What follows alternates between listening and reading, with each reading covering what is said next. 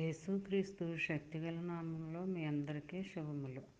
ప్రియమైన దేవుని బిడ్డలారా, మరి ఎలా ఉన్నారు? గతించిన దినమంతా కూడా ఆయన రెక్కల నీడలో మన అందరినీ కాపాడి మరొక నూతనమైన దినంలో మనల్ని ప్రవేశపెట్టిన విధానాన్ని బట్టి మరొకసారి ఆయనకి వందనాలు చెల్లించుకుంటున్నామండి. ఈ దినము దేవుడు మనకిస్తున్న వాగ్దానము 1వ దినవృత్తాంతాల గ్రంథము 4వ అధ్యాయము 10వ వచనం. నీ చెయ్యి నాకు తోడుగా ఉండ దయచేసి నాకు కీడు రాకుండా దానిలో నుండి నన్ను తప్పించుము అని ప్రార్థింపగా దేవుడు అతడు మనవి చేసిన దానిని అతనికి దయచేయను.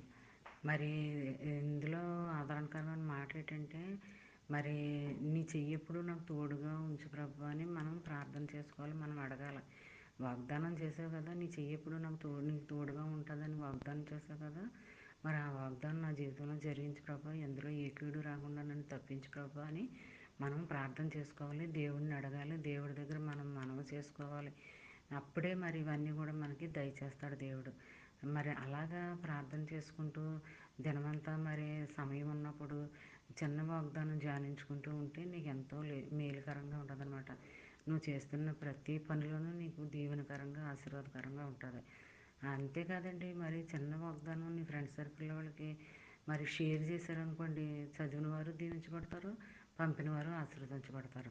మరి దీవెన ఆశీర్వాదాలు ఒకసారి దేవుడి నుంచి ఇవ్వబడితే అవి ఎప్పటికీ ఆగవండి. అలాగ అంచెలంచెలుగా ఆశీర్వదిస్తూనే ఉంటాయి. మరి దేవుని దగ్గర నుంచి అలా పొందుకుంటూనే ఉంటాం మనం. ఎప్పుడూ కూడా దేవుని ఆశీర్వాదాలు ఒకసారి ఇవ్వబడితే ఎప్పటికీ ఆగవండి. మరి అలాంటి దేవుని ఆశీర్వాదకరమైన వాగ్దానాలు మనము కూడా చదువుతూ ధ్యానించుకుంటూ ఉండాలి. మరి మర్చిపోకూడదండి, దీన్ని పక్కన పెట్టకూడదు. మొదటి జామున లేచి ఈ వాగ్దానమే కదండి, మీకు ఎంతోమంది వాగ్దానాలు పెడతా ఉంటారు. అలాంటి వాగ్దానాలన్నీ ఆదరణకరమైన వాగ్దానాలు అవి.